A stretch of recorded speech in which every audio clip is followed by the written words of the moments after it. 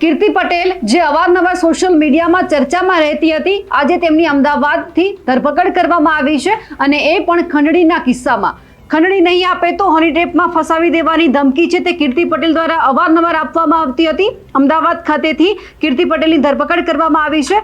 જમીન વિવાદને લઈને ખંડણી માંગવામાં આવી હતી. જે સુરતના જાણીતા બિલ્ડર છે વજુભાઈ કાતરોડિયા, તેમના દ્વારા ફરિયાદ પણ નોંધવામાં આવી હતી કાપોદ્રા પોલીસ મથકે, કે જ્યાં તેમની સામે ગુનો પણ નોંધવામાં આવ્યો હતો. 2024ની અંદર કીર્તિ સહિત 7 સામે ફરિયાદ નોંધવામાં આવી હતી.